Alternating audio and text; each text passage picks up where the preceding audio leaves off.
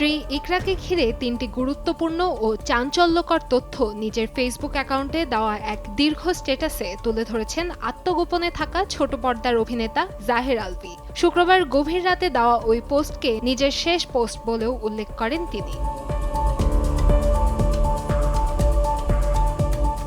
স্ট্যাটাসে আলভী দাবি করেন, তিনি নেপালে শুটিংয়ে যাওয়ার পর থেকে তাদের বাসায় নিয়মিতভাবে ইকরার বন্ধু, বিশেষ করে ছেলে ও মেয়ে বন্ধুরা যাতায়াত করতেন। তার অভিযোগ, অনেক সময় মধ্যরাত পর্যন্ত সেখানে মাদক সেবনের ঘটনা ঘটত। বাসার সিসিটিভি ফুটেজে বিষয়টি প্রমাণ পাওয়া যাবে বলেও উল্লেখ করেন তিনি। এছাড়া ইকরার মোবাইল ফোন কে বা কারা ডিসেবল করেছে সেটি ফোন ফরেনসিক পরীক্ষার মাধ্যমে বের করার আহ্বান জানান আলভী। একই সঙ্গে নিজের ফোনে থাকা ইকরার সঙ্গে বিভিন্ন আলাপচারিতাও তদন্তকারীদের খতিয়ে দেখার অনুরোধ করেন তিনি।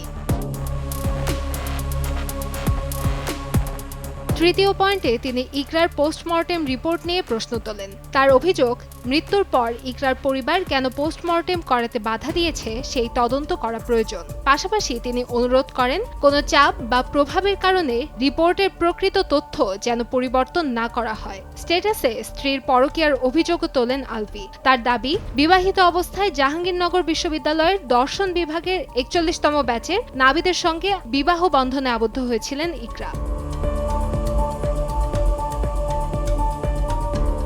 পোস্টের শেষাংশে আলভী আশঙ্কা প্রকাশ করে বলেন, উপরের মহলের চাপ, ইকরার পরিবারের প্রতিশোধ পরায়ণতা ও তার কর্মক্ষেত্রের মানুষের বেইমানি তাকে দমিয়ে দেবে, হয়তো বাঁচতে দেবে না। তাই নিজের অবর্তমানে হলেও ভক্তদের প্রতি আহ্বান জানান, বিশেষ করে তাদের সন্তান রিজিকের ভবিষ্যতের কথা ভেবে যেন তার স্ত্রী ইকরার মৃত্যুর আসল রহস্য সবার সামনে তুলে ধরা হয়।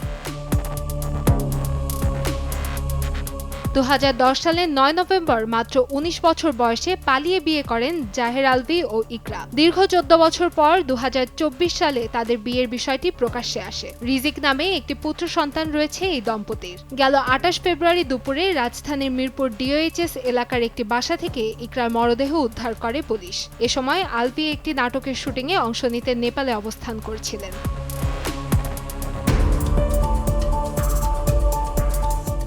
কান্তাময়ী স্নেহা, সময় সংবাদ, ঢাকা।